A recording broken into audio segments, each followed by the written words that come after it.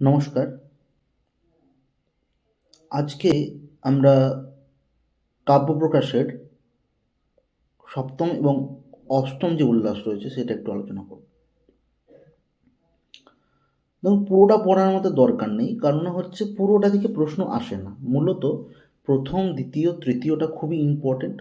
সপ্তম, অষ্টম, নবম, দশম এগুলো পড়লেই বাকিগুলো যেগুলো আছে আমি ছোট্ট করে বলে দেবো পরে, যে কী বিষয়, মানে কী বিষয়ে আলোচনা হয়েছে সেটা আর কি, যে এটা থেকে কী আলোচনা করা হয়েছে।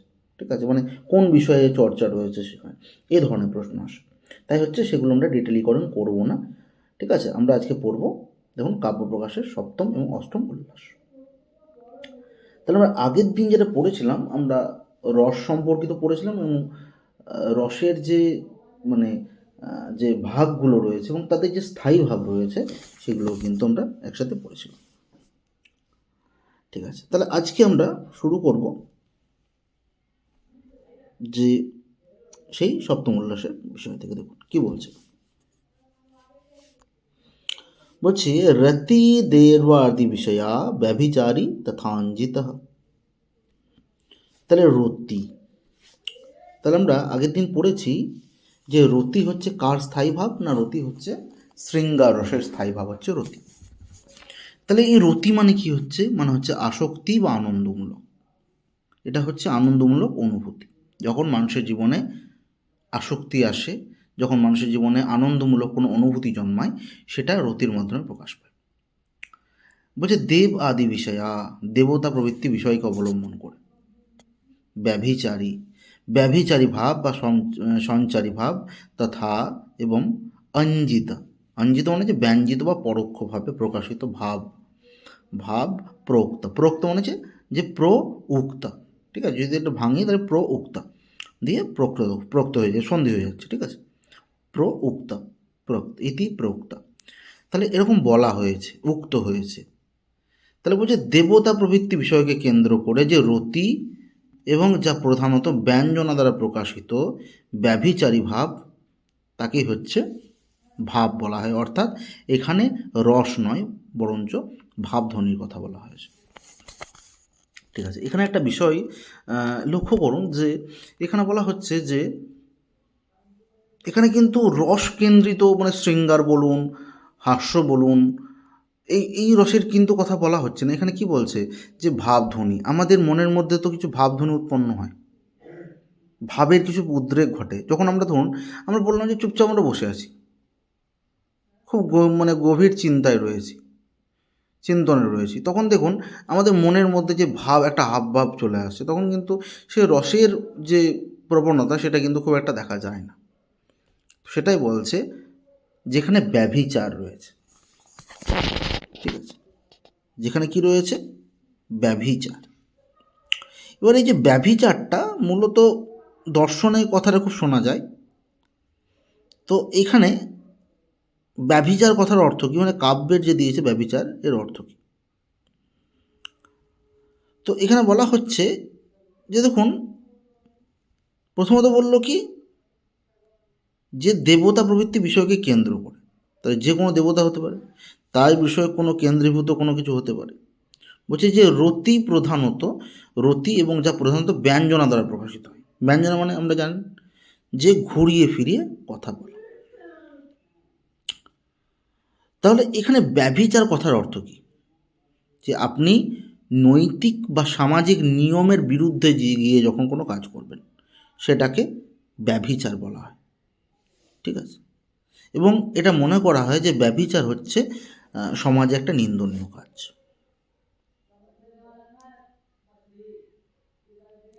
যেমন ব্যভিচার ভাব, আমি একটা উদাহরণ দেওয়ার চেষ্টা করছি, তাহলে বুঝতে পারবেন যে বর্তমান যুগের যে সমকালীন যে যুগ চলছে, সেখানে কিন্তু ব্যভিচার কিন্তু আমরা ন্যাচারালভাবে দেখতে পাই।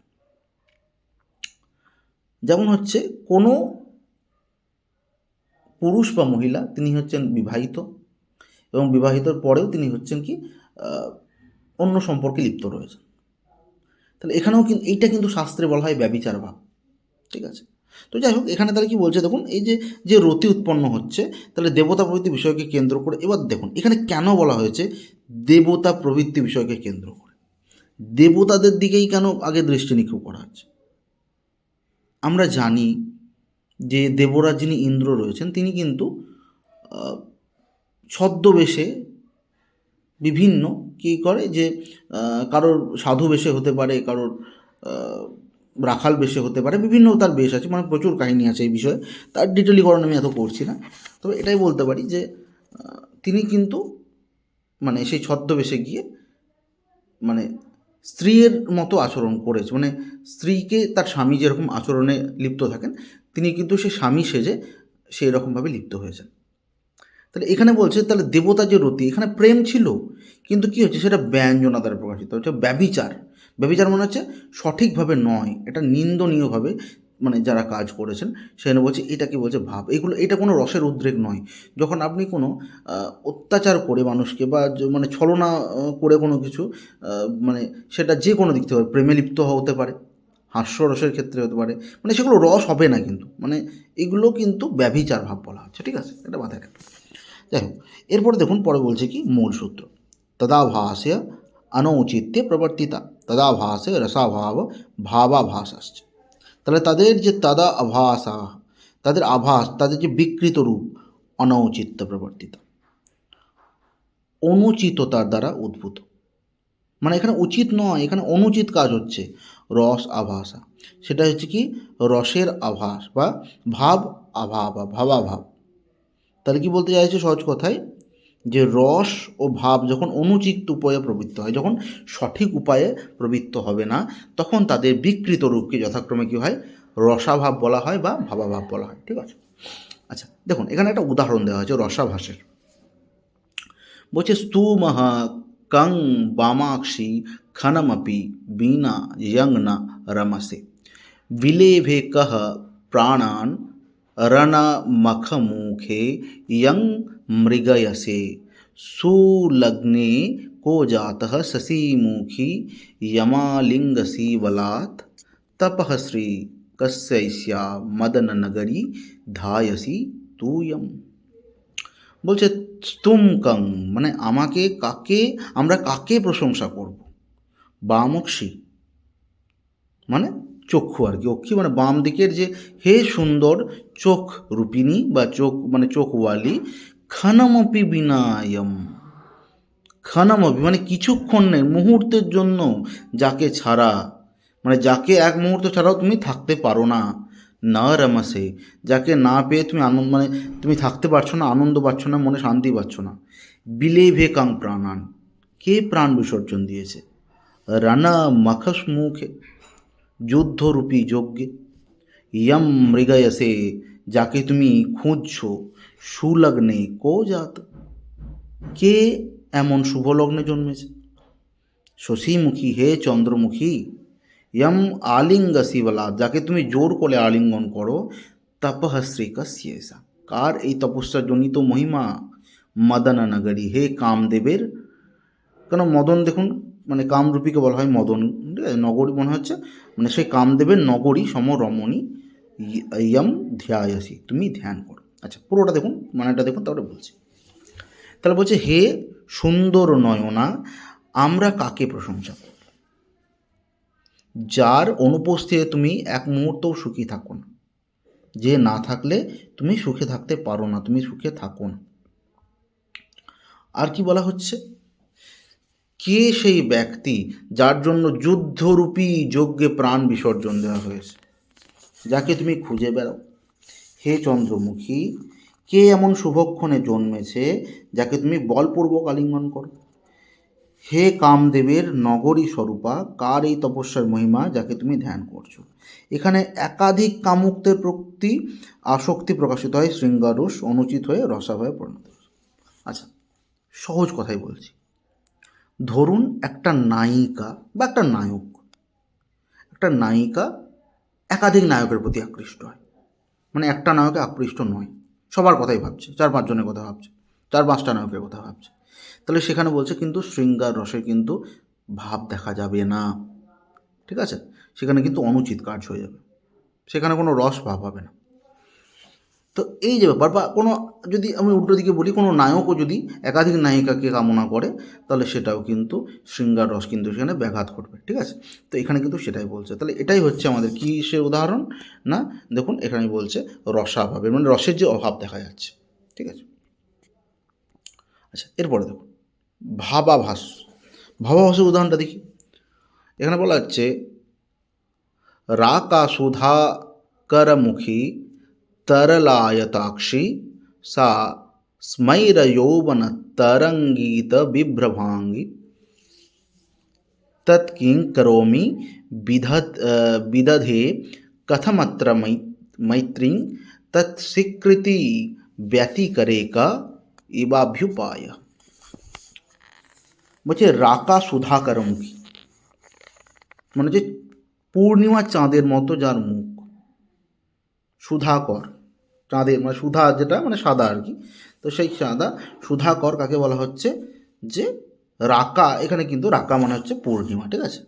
তার মানে হচ্ছে পূর্ণিমা, তার পর্যায়বাচী বা সমার্থক শব্দ হচ্ছে রাকা, হচ্ছে পূর্ণিমাকে কেন্দ্রীভূত করা হচ্ছে, ঠিক আছে।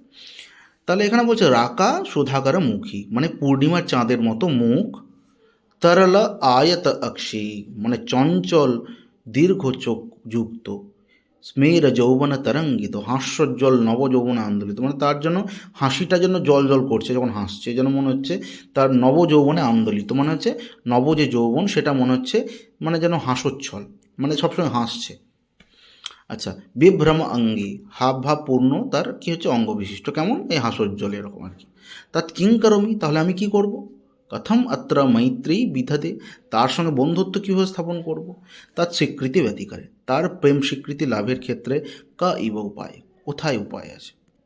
তাহলে দেখুন পুরোটা কি বলছে, যে সে পূর্ণিমার চাঁদের মতো মুখমণ্ডল বিশিষ্ট, চঞ্চল দীর্ঘ নয়না, নবযৌবনে তরঙ্গে আন্দোলিত, রমণীয় অঙ্গ বিভূষিতা, তাহলে আমি কি করব, তার সঙ্গে কীভাবে বন্ধুত্ব স্থাপন করব, তার প্রেম স্বীকৃতি লাভের জন্যই বা কী করব। এখানে বলছে চিন্তা ভাব অনুচিত স্থানে প্রবৃত্ত হয়, এটি ভাবাভাব।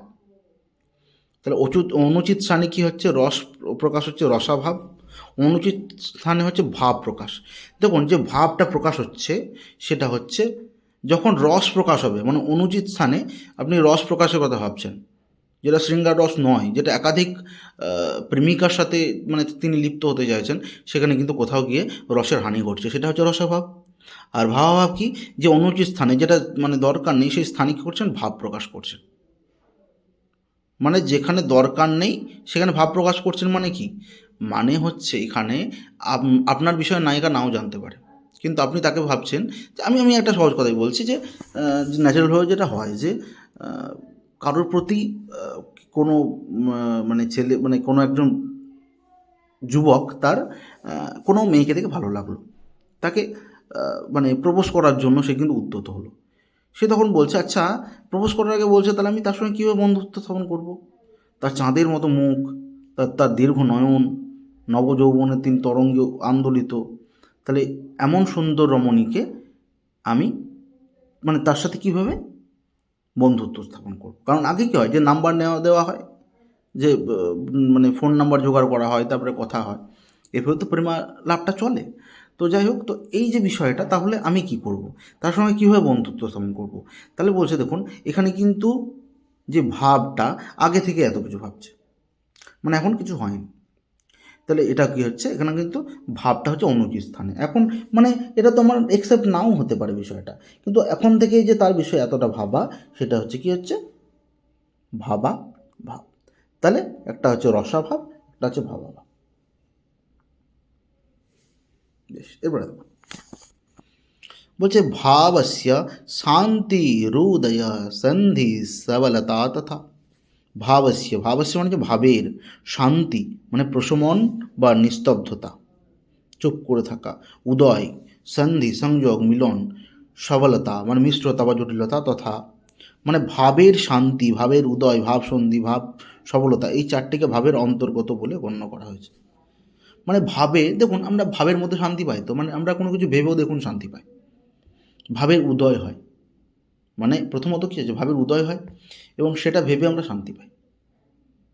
মানে ধরুন কারোর হয়তো কোনো একটা ছেলে অনেক দিন ধরে স্ট্রাগল করছে, তার চাকরি নেই, কিন্তু তাও সে ভাবছে, তার ভাবের উদ্রেক হচ্ছে, আচ্ছা এই বোর্ডের যে পরীক্ষাটা দিয়েছি সিএসসিটা, এটা কিন্তু মানে হয়ে গেলে খুব ভালো হয়, মানে সে এরকম ভাবছে, কিন্তু তার মনে একটা শান্তি পাচ্ছে যে হ্যাঁ প্রত্যেক মাসে একটা স্যালারি আসবে এবং সেটা থেকে আমি আমার পরিবারটাকে স্বাচ্ছন্দ্যভাবে চালাতে পারবো, যে অভাব রয়েছে সেটা দূরীভূত হবে।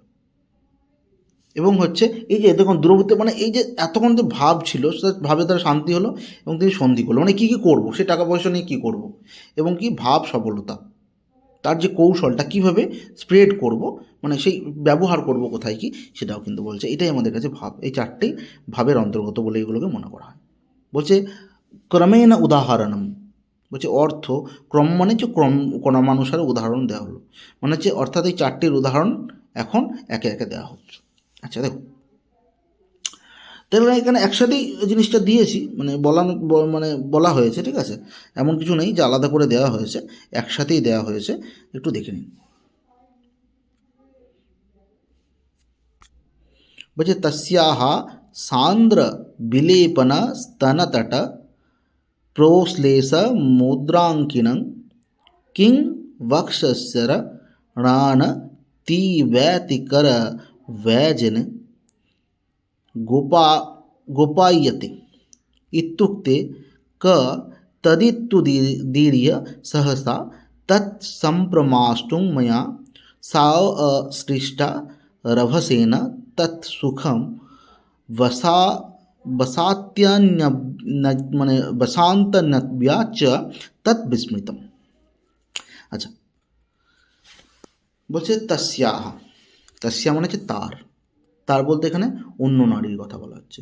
সান্দ্র বিলেপন মানে গাঢ় প্রলেপযুক্ত, স্তনতট স্তনের অগ্রভাগ, প্রশ্লেষ মুদ্রাঙ্কিনম আলিঙ্গনের ছাপযুক্ত বক্স বুক, কিম গোপাইয়তে কেন লুকোনো হচ্ছে, চরণ আনতি ব্যতিকর মানে ব্যজেন পায়ে নত হওয়ার অজুহাতে, ইতি উক্তি এইভাবে বলা হলে, ক তৎ ওটা কোথায়, ইতি উদ্দীর্য এই কথা বলে, সহসা হঠাৎ, তৎ সম্প্রমাষ্টম মানে সেই চিহ্ন মুছে ফেলতে, মায়া আমার দ্বারা, সা আলিঙ্গতা সেই স্বপত্নী আলিঙ্গতা হলো, র হাসেনে মানে হচ্ছে জোরে বা আগে আবেগে। আচ্ছা এরপর বলছে কি যে তৎ সুখম বসাত সেই সুখের প্রভাবে, তন্বা মানে সেই সুকুমারী স্ত্রী দ্বারা, চ তৎ বিস্মৃতম সেটি ভুল যাওয়া হলো, সেটা ভুলে যাওয়া হলো। তাহলে অন্য নারীর গাঢ় প্রলেপযুক্ত স্তনের অগ্রভাগের আলিঙ্গন চিহ্নে অঙ্কিত আমার বুক তুমি পায়ে নত হওয়ার অজুহাতে কেন লুকাচ্ছ। স্ত্রীর কথা বললে আমি বললাম ওটা কোথায়, এবং সঙ্গে সঙ্গে সেই চিহ্ন মুছে ফেলার জন্য আবেগে আমি জোরে আলিঙ্গন করলাম, সেই আলিঙ্গনের সুখে সুকুমারী স্ত্রীটাও সেই বিষয়টি ভুলে গেল। আচ্ছা দেখুন, তাহলে এইখানে আমরা যে বিষয়টা আলোচনা করছিলাম যে ভাবের শান্তি, ভাবের উদয়, ভাব সন্ধি, ভাব সফলতা, এটা কিন্তু এই শ্লোকের মাধ্যমে কিন্তু ফুটে উঠেছে। আচ্ছা একটা বিষয় আমি বলে রাখি যে দেখুন কাব্য যখন আমরা পড়ব সে কাব্যের রসও কিন্তু থাকবে, কারণ সকলে যেহেতু মানে কি বলবো যে যারাই পড়ছেন সকলে অ্যাডাল্ট, তো সেই জন্য এগুলো মানে না বলার কিছু নেই, নাহলে বুঝতেও অসুবিধা হবে, সেই জন্য আমি একটু জাস্ট গভীরে কিছুটা টাচ দেওয়ার চেষ্টা করি যাতে সেই কাব্যের রসটাকে নিতে পারেন, সেই কাব্যের বিষয়টাকে বুঝতে পারেন। সেই জন্য কিন্তু মানে রস বিনা কিন্তু কাব্য কোনো দিন সংগঠিত হতে পারে না। আপনার মনে সেই মানে কী হয়, হাস্যরস হলে হাসবো, শৃঙ্গার রস হলে প্রেমের একটা ভাব তৈরি হবে নিজের মধ্যে, তো এই ব্যাপারগুলো কিন্তু থাকবে কাব্যে, ঠিক আছে, নাহলে কিন্তু কাব্যটা বোঝাটা খুব মুশকিল। যাই হোক সেই দিক থেকে আমি যতটা পারছি একটু সহজভাবে বলছি। আচ্ছা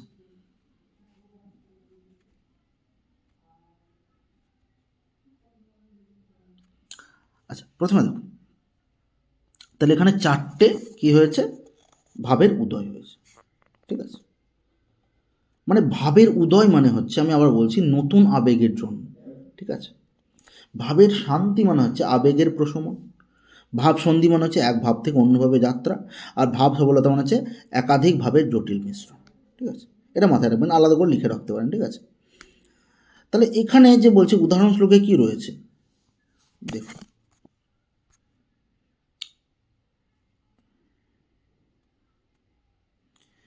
আচ্ছা, ঠিক আছে, দেখুন এখানে বলছে যে এখানে কোপ বা ভাবের শান্তি দেখানো হয়েছে, মানে আত্রা কোপস্য শান্তি। ঠিক আছে, তাহলে এটা হচ্ছে আমাদের কি হচ্ছে কোপের শান্তি এখানে দেখানো হচ্ছে। সেই কোপের শান্তিটা কি, যে দেখুন স্ত্রী প্রথমে কি করছেন, সন্দেহ করছেন। কাকে, যে তার স্বামীকে সন্দেহ করছেন, এবং তার মধ্যে কি হচ্ছে, ক্রোধ উৎপন্ন হচ্ছে। ঠিক আছে, আবেগের জন্ম হচ্ছে, নতুন আবেগের, আরে এটা কি অবস্থা। স্বামীর আলিঙ্গন নে কী হচ্ছে, তিনি কিন্তু শান্তি হয়ে যাচ্ছেন, এবং সুখানুভূতি হচ্ছে সন্দেহ সেখানে কিন্তু বিস্মৃত হয়ে যাচ্ছে। সহজ কথাই, আমি এই উদাহরণটাতে যাব তার আগে আমি একটা নিজের উদাহরণ দিই। ধরুন অনেক সিনেমাতে দেখি না, বা সিরিয়ালগুলোতে দেখানো হয় যে মানে স্বামী হয়তো অফিস থেকে এসছেন ফিরে, এবং তার মানে সে তার শার্ট, মানে শার্ট যে রয়েছে সেটা এখানে হচ্ছে কোনো হয়তো লাল মার্কিংয়ের দাগ রয়েছে, যেটা লিপস্টিকের মতো দেখতে। স্বামী মানে স্ত্রী সন্দেহ হলো সেখানে, এবং বিভিন্ন কথার মাধ্যমে কিন্তু জালে তাকে বললো যে এটা এটা কোথা থেকে এলো, এটা কীভাবে এলো। তখন কি করলো, ধরুন ওরা মুছে দেওয়ার চেষ্টা করছে, মানে স্বামী হয়তো নিজে মুছে দেওয়ার চেষ্টা করছে, এবং তাকে স্ত্রীকে তাকে আলিঙ্গন করছে। সেই আলিঙ্গনের সুখানুভূতিতে কী হচ্ছে, সে কিন্তু ভুলে গেল সেই স্ত্রী কথাটা।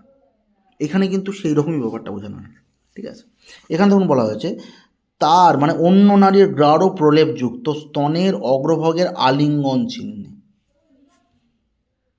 অঙ্কিত আমার বুক তুমি পায়ে নত হওয়ার অজুহাতে কেন লুকোচ্ছ।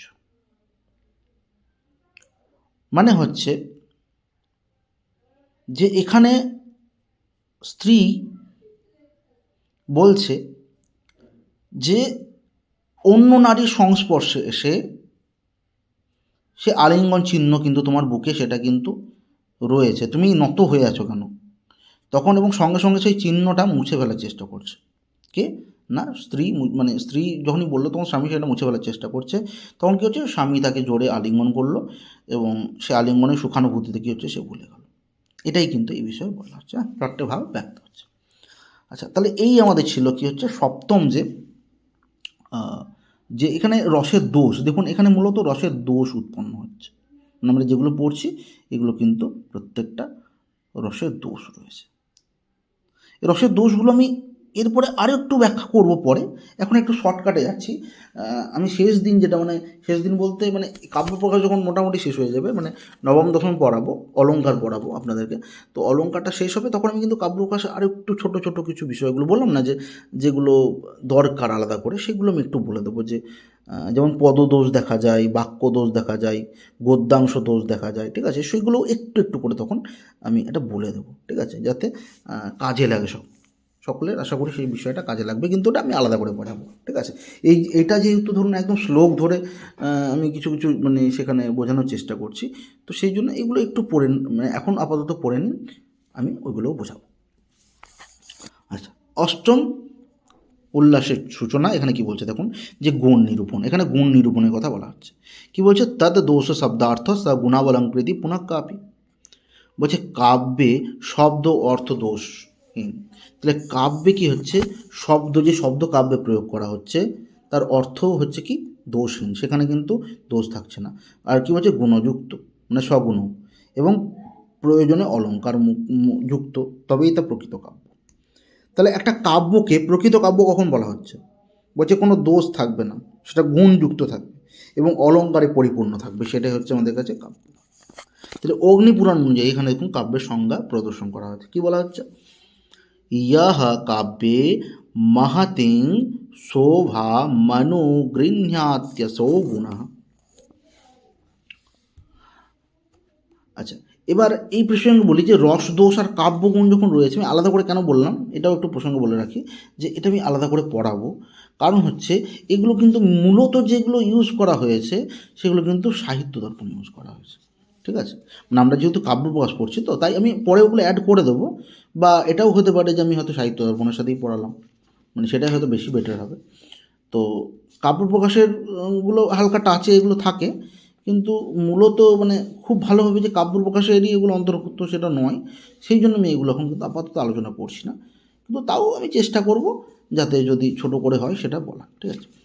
এবার দেখুন যেখানে বলছিলাম, তাহলে বলছে এখানে গুণের সংজ্ঞা অগ্নিপুরাণে কি বলা হচ্ছে, যে মূল উক্তি এখানে করা হয়েছে কি, ইয়হ কাব্য মহতিং শোভা মনু গৃহ্যাত্যসৌ গুণা, অর্থাৎ ইয়হ মানে যেটি, কাব্যে মানে হচ্ছে কাব্যে, মহতিং শোভা অর্থাৎ মহৎ শোভাযুক্ত, অনুগৃহ্যাতি বৃদ্ধি করে, সা গুণ সেটি গুণ। তাহলে গুণ কাকে বলা হচ্ছে, বলছে যে কাব্যের মহৎ সৌন্দর্য, মানে কাব্যে যে দেখুন সৌন্দর্য বৃদ্ধি করছে, কাব্য পড়ে পাঠক করলে শুনতে ভালো লাগছে, পড়তে ভালো লাগছে, তো সেটাই কি হচ্ছে, সেটাই আমাদের কাছে হচ্ছে কি, যে তাকেই বলছে গুণ বলা হচ্ছে, কাব্যের গুণ তাকেই বলা হচ্ছে। আচ্ছা এবার দেখুন, ये रससाङ्गिनो धर्माः सोर्जदय इवात्मनः न उत्कर्ष हेतवस्ते স্থূরচলস্থিতয় গুণাः, যে ধর্মাः মানে যে ধর্মগুলি রসস্য আঙ্গিন রসের অঙ্গস্বরূপ, শৌর্য আদায় ইব শৌর্য প্রবৃত্তির মতো, শৌর্য বিধানকারী, আত্মনা আত্মগত মনে মনে যেটা, না উৎকর্ষ হেতু উৎকর্ষের কারণ নয়, স্থিরভাবে অবস্থানকারী, সেইগুলি হচ্ছে গুণ। তাহলে কাব্যে যে গুণের কথা বলছে সেই গুণটা কীরকম দেখুন বলছে, এখানে বলছে যে যে ধর্মগুলি কি রসের অঙ্গরূপে আত্মগতভাবে অবস্থান করে, শৌর্য প্রভৃতি ধর্মের মতো, এবং যেগুলি পৃথকভাবে উৎকর্ষের কারণ হয় না বরং স্থিরভাবে রসকে ধারণ করে, সেগুলি হচ্ছে কি এখানে কিন্তু গুণ হিসেবে কিন্তু তাকে বলা হচ্ছে। তাহলে সহজ কথায় গুণের বৈশিষ্ট্য কি, রসের সঙ্গে স্থায়ীভাবে যুক্ত, আলাদা করে চোখে পড়ে না কিন্তু রসকে ধারণ করে থাকে এই গুণ, ঠিক আছে। তাহলে গুণটাকে আমরা কিভাবে বলবো, যে গুণটা হচ্ছে যে আত্মার শৌর্য, দেহে সর্বত্র কিন্তু আলাদা করে দেখানো যায় না, যে আপনার গুণটা মানে গুণটা দেখুন, আমার যদি বলি যে কারো গুণ আছে, যে কেউ ভালো ড্রয়িং করতে পারে, তার মধ্যে সেটা রয়েছে, যত মানে সে ড্রয়িং করছে তারপরে যেমন বুঝতে পারছি তার গুণটা কোথায়, সে কবিতা ভালো পাঠ করছে তখন ওটা বুঝতে পারছি। তো এইখানে কাব্যে কী বলতে চাইছে, যে ধর্মগুলি রসের অঙ্গরূপে আত্মগত হয়, মানে রসের যে থাকে, মানে দেখুন আপনাকে আনন্দ দিচ্ছে, সেটাই তোমাদের কাছে রস। যেমন হচ্ছে ধরুন কেউ গান গাইছে, তো সেই গান গাইছে, সেই গান শুনে আপনার আনন্দ বিধান হচ্ছে, সেখানে আপনার শৃঙ্গার রস উৎপন্ন হতে পারে, সে গানটা শুনে আপনার রৌদ্র রস উৎপন্ন হতে পারে। তো এগুলো কি বলছে, সেটা আত্মগতভাবে থাকে, সেটা শুনলে সেটা উৎপন্ন হয়, এবং শৌর্য প্রবৃত্তি ধর্মের মতো যেগুলি পৃথকভাবে উৎকর্ষের কারণ হয় না। কিন্তু দেখুন পৃথকভাবে উৎকর্ষ হচ্ছে না, মানে যে ট্যালেন্টটা, মানে আমি সেই ভাবটাকে ভাবছি, মানে আমি হয়তো রৌদ্র রসে ভাসছি, কিন্তু সিঙ্গারটার কথা যখন ভাবছেন, ভাবুন যে কেউ একজন গান গাইছে, সেই গানটা আপনি তাকে ভাবছেন, তাহলে সেইটা হচ্ছে তার ট্যালেন্ট, সেটা হচ্ছে তার গুণ, সেটা কি বলছে, যে আত্মগতভাবে অবস্থান করে, সেটা আপনি সামনে আসতে পারছেন, তার ভাবটাকে কিন্তু আমি নিচ্ছি, তাকে নয়, তার গুণটাকে না। তো এই যে এই বিষয়টা বলা হচ্ছে। আচ্ছা, প্রসঙ্গ সংযোগ, এইভাবে সপ্তম উল্লাসের দোষসমূহের যে নিরূপণ করা হয়েছিল, এই সূত্রগুলির এখন অষ্টম উল্লাসে গুণ অলঙ্কারে পার্থক্য নিরূপণ করছে। তাহলে আগে যেগুলো বলছে দোষ নিরূপণ করছিল, সেগুলো কী হচ্ছে, অষ্টম এই যে উল্লাস পড়ছে সেখানে হচ্ছে কি গুণ এবং অলঙ্কারের কী করছে, আমাদের কাছে কিন্তু পার্থক্য নিরূপণ করছে। তবে সেই গুণের সংজ্ঞা এখানে কি বলছে দেখুন আবার, ইয়ে আচ্ছা ওই তো একই ব্যাপার, মানে গুণটা আমি কি ডবল এটা দিলাম, আচ্ছা একটু দাঁড়ান, হ্যাঁ এটা দুবার লেখা হয়ে গেছে ওগুলো হয়তো, ঠিক আছে, টাইপ করার সময় হয়তো আমি কপি পেস্টটা দুবার আর কি করেছি, যাই হোক হয়েছে হয়তো কোনো রকম, ঠিক আছে। এবার দেখুন অলঙ্কারটা দেখব, অলঙ্কারের সংজ্ঞা কী বলছে, বলছে উপকুর্বন্তি তং সন্তং ইয়ে অঙ্গ দ্ববারেণ জাতুচিত হারাদিব দলঙ্গ কারাস্তে অনুপ্রাসো মাদেয়। তাহলে যে মানে হচ্ছে যেগুলি, যো যে বহু বচন, ঠিক আছে। তো বলছে তম সন্তম যেখানে বিদ্যমান রসকে অঙ্গদ্বারে না শব্দ অর্থরূপ অঙ্গের মাধ্যমে কি জাতোচিত। জাতোচিত মানে যে কখনো কখনো কি করে উপকরবান্তি উপকার করে থাকে। তে অলঙ্কারা সেইগুলি হচ্ছে আমাদের কাছে অলঙ্কার। আদি আদিবৎ হার প্রবৃত্তির মতো অনুপ্রাস উপমা আদেয় অনুপ্রাস উপমা ইত্যাদি। তাহলে যে ধর্মগুলি কি করছে শব্দ ও অর্থরূপ অঙ্গের মাধ্যমে, শব্দ এবং অর্থের মাধ্যমে কি করছে যেখানে বিদ্যমান প্রধান রসকে কখনো উপকৃত করছে সেগুলি হার প্রবৃত্তির মতো অলঙ্কার এখানে কিন্তু বিদ্যমান। তাহলে অলঙ্কার মানে কি হচ্ছে, অলঙ্কার বলছে যে হার যেমন একটা অলঙ্কার, আমাদের কাছে উপমা অনুপ্রাস এগুলো কিন্তু অলঙ্কারের মতো কাজ করছে, ঠিক আছে। উপমা অলঙ্কারগুলো পড়াবো তখন আপনারা আরও বুঝতে পারবেন সেটা। মানে এখানে কিন্তু অলঙ্কার থাকলেও চলে না থাকলেও চলে, কিন্তু এখানে কিন্তু কোনো রস নষ্ট হয় না, কাব্যের যে রস থাকে সেটা কিন্তু বর্তমান থাকে, ঠিক আছে। কারণ আমরা দেখব এখানে যে রসের যে ভাগ সেখানে আমরা তিনটে যে মানে রসের প্রসঙ্গে যে মানে গুণ পাবো সেই গুণের কিন্তু আমরা তিনটে গুণ আমরা কিন্তু এখানে পড়তে হবে আমাদেরকে, ঠিক আছে। এবং পরীক্ষার সময় সেটা দিয়ে থাকে যে এই গুণ। আচ্ছা দাঁড়ান একটু,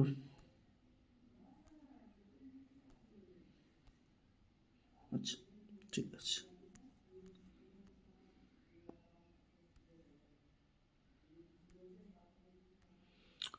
আচ্ছা দেখো মূল শ্লোকে কি বলছে, অলঙ্কার উদাহরণ বলছে अपसारय घनसारं कुरु दारं दूर एव किं कमलैः अलमल माली मृणालय রীতি বদতি দিবানি সং বালা। अपसारय মানে হচ্ছে সরিয়ে দাও, ঘন সারম মানে হচ্ছে কর্পূর, কুরু মানে হচ্ছে করো, দারম দূরৈব হাটটিকে দূরে, কিম কমলাই কমল দিয়ে কি হবে, অলম অলম থাক থাক, আলিম মৃণালয় পদ্মনাল দিও, ইতিবাদতি এইভাবে বলে।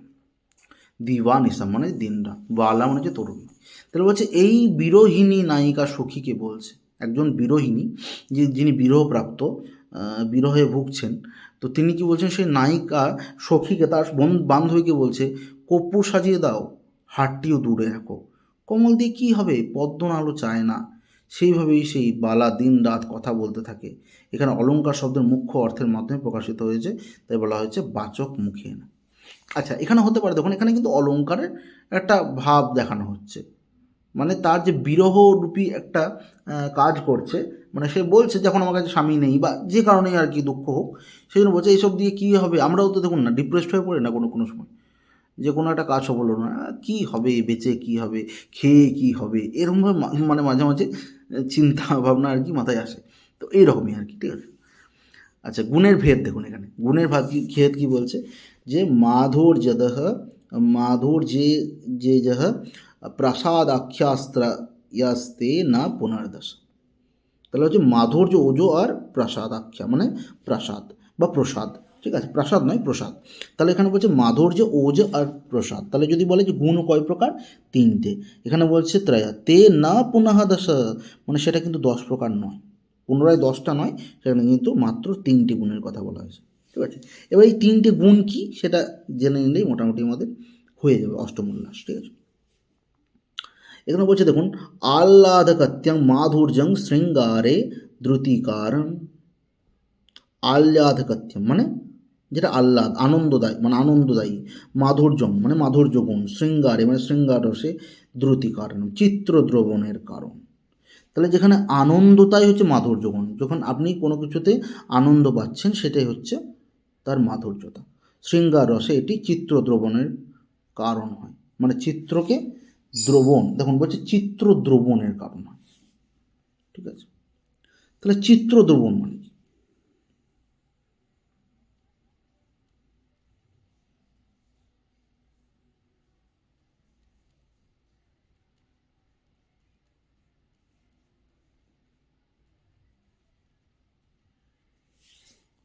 এখানে দেখুন মূলত যে বিষয়টা দেখানো হচ্ছে যে প্রথমে বলা হচ্ছে যে চিত্র মানে চিত্রে দেখুন একটা একটা যেমন আসে, আমি কিছু কিছু শব্দ বলছি, তাহলে দেখুন বিষয়গুলো আসবে। কাব্যে এগুলো খুব ইউজ হয়। যেমন চিত্রের উদ্রেক, তাই না, যে চিত্রোদ্রেক মানে মনের উত্তেজনা। চিত্রোদ্দীপন, ঠিক আছে, মানে মনকে উদ্দীপিত বা প্রভাবিত করা। আর এখানে কি বলছে, চিত্রদ্রবণ। চিত্রদ্রবণ মানে হচ্ছে মন গলে যাওয়া বা করুণা বা আবেগে নরম হয়ে যাওয়া, সেটাকে বলছে, ঠিক আছে। তাহলে হচ্ছে আনন্দদায়কতা, মাধুর্য।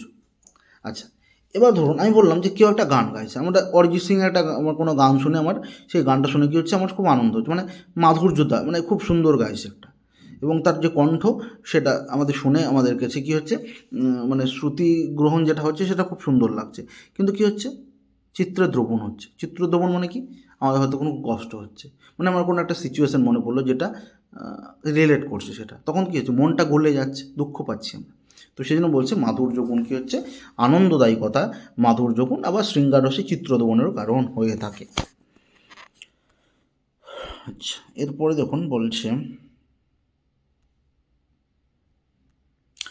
करुणे विप्रलम्भे तच्छान्ते चातिशान्वितम् अत्यन्तद्रुतिहेतुत्वात्।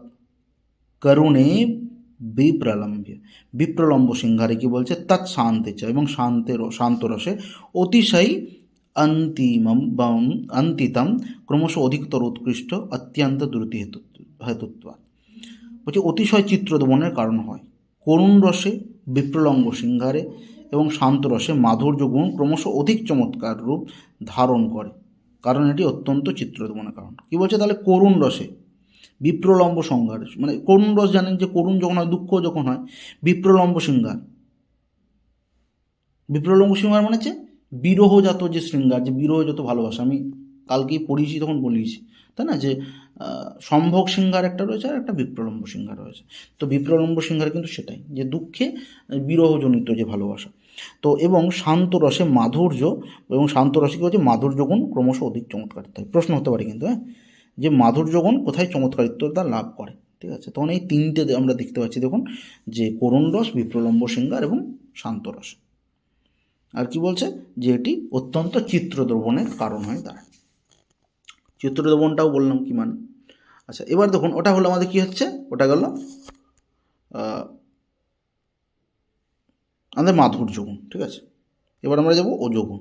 ওজগুণে কি বলছে, দীপ্ত্যাত্ম বিস্তৃতে হেতুরোজ বিবর বীর বীরস্থিতি, হ্যাঁ, বিবর নয়, বীরস্থিতি, দীপ্ত্যাত্মা বিস্তৃতে হেতুরোজ বীরস্থিতি। বলছে দীপ্তি মানে হচ্ছে, দীপ্তি মানে প্রকাশময়, আত্মবিস্তৃতে চিত্তের বিস্তার, হেতু মানে কারণ, ওজো মানে হচ্ছে সেটা হচ্ছে ওজগুণ, বীরস্থিতি, এইগুলোই প্রশ্ন দেবে, ঠিক আছে। যে ওজগুণের প্রভাব কোথায় দেখা যায়, ঠিক আছে, বা মাধুর্য গুণের প্রভাব কোথায় দেখা যায়। তাহলে তখন মানে বীর রসস্থিতি কি বলছে, যার অবস্থান বীর রসে। তাহলে চিত্তের বিস্তাররূপ দীপ্তির কারণ হচ্ছে ওজগুণ এবং এর অবস্থান হচ্ছে বীর রস। তাহলে চিত্তে যেটা বিস্তার করবে, ঠিক আছে, যে চিত্তের বিস্তার বা দীপ্ততার জন্মদাতা, সেটা হচ্ছে ওজগুণ। সংক্ষেপে কি বলা হচ্ছে, গুণ হচ্ছে রসের সঙ্গে স্থায়ীভাবে যুক্ত, অলঙ্কার কখনো কখনো রসকে সহায়তা করে। কোন তিনটে, মানে আগেরগুলোই বলছি, ওজ, মাধুর্য আর প্রসাদ। মাধুর্য হচ্ছে চিত্রদ্রবণ, শৃঙ্গার, করুণ, ওজ হচ্ছে চিত্রবিস্তার, ঠিক আছে, যেটা বলছে কি, যেটা বলছে বীররস। আচ্ছা, এরপরে দেখুন মূল সূত্র বলছে, বিভৎস রৌদ্র রসयो তস্যাধিক্যং ক্রমেণ চ বিরাদ বিভৎসে ততো রৌদ্র সাতিশयो মোজ। বিভৎস রৌদ্র রসয় মানে বিভৎস রস ও রৌদ্র রস, এগুলো কী হচ্ছে, স্থায়ী ভাব কিন্তু, হ্যাঁ, মানে স্থায়ী মানে রসের স্থায়ী ভাব।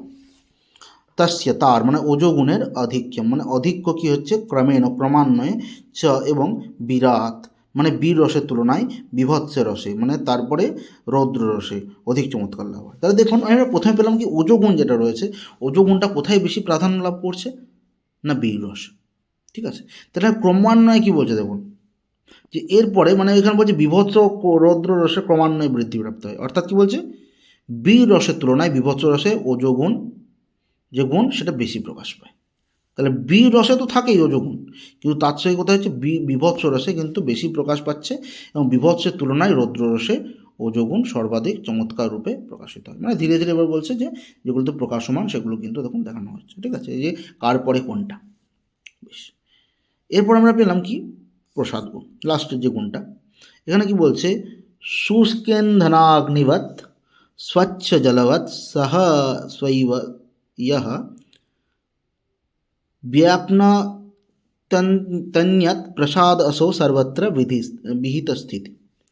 বলছে শুষ্ক ইন্ধন অগ্নিবৎ, মানে শুকনো জ্বালানি আগুনের মতো, স্বচ্ছ জলবৎ স্বচ্ছ জলের মতো, সহসা এই হঠাৎই, ইহ যে গুণ, মানে যে মানে হচ্ছে যে গুণাহ, যা গুণাহ, ব্যাপনতি, ব্যাপন যে ব্যাপ্তিপ্রাপ্ত হয়, বিস্তার লাভ করে, অন্যাত অন্য বস্তু, প্রসাদ আসৌ সেই প্রসাদ গুণ সর্বত্র কি হচ্ছে, বিহিত স্থিতি, যার অবস্থানের নির্দিষ্ট, অন্যাত ব্যাপ্য চিত্ত, ব্যাপ্য চিত্ত সহৃদয়ের হৃদয়, সর্বত্র সকল রসে সকল কাব্য রচনা।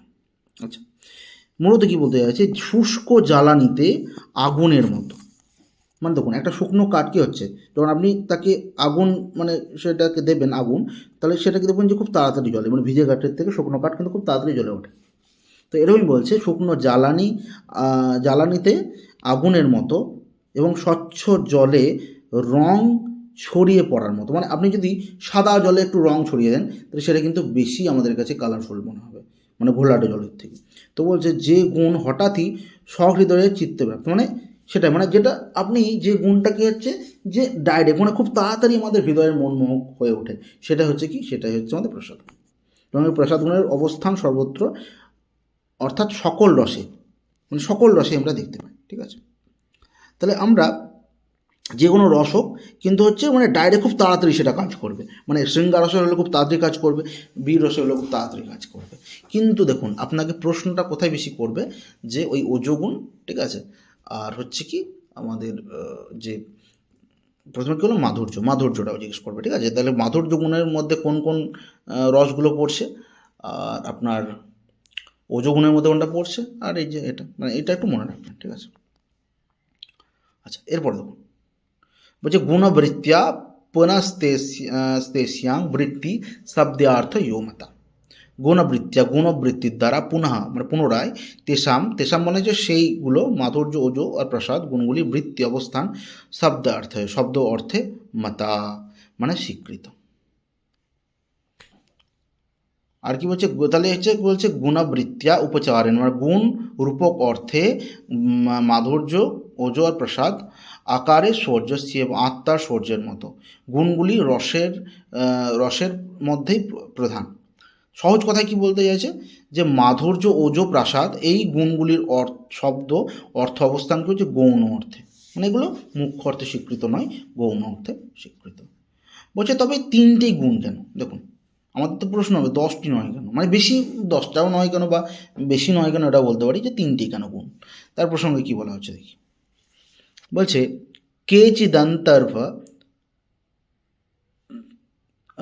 केचिदन्तर्भन्तेषु दोषत्यागात् परे श्रिताः अन्ये भजन्ति दोषत्वं कुत्रचिन्य ततोदश। বলছি কেচুত মানে যে কিছু জন, অন্তর্ভবন্তি অন্তর্ভুক্ত হয়ে যায়, এসু এই 3 গুণে, দোষ ত্যাগা দোষ বর্জনের ফলে, পরে শ্রিতা অন্যগুলির উপর নির্ভরশীল, অন্য কিছু ভজন্তি দোষত্যম দোষ ধারণ করে, কুত্রচিৎ কোনো কোনো ক্ষেত্রে, না তৎদশা তাই 10টি গুণ নয়। তাহলে বামনের মতে কি বলছে, বামনের মতে উক্ত বলছে 10টি গুণের মধ্যে বলছে যে দেখুন মাধুর্য ওজো আর প্রাসাদ বলে ফেলছি বারবার। তো গুণ মাধুর্য এবং প্রসাদ, মানে কিছু কিছু দেখুন আমাদের উচ্চারণ বিধিতে হয় যে আমাদের সেই উচ্চারণটা বারবার বলতে গিয়ে সেটা অন্য মানে আমাদের যে বর্ণের যে বিপর্যয় ঘটে, তাই না। যেমন আমরা বলি যে দেখুন না যে নর্মদাটাকে আমরা বলতে যদি কন্টিনিউ বলি নর্দমা বলে ফেলি, সেরকমই আর কি বিষয়টা।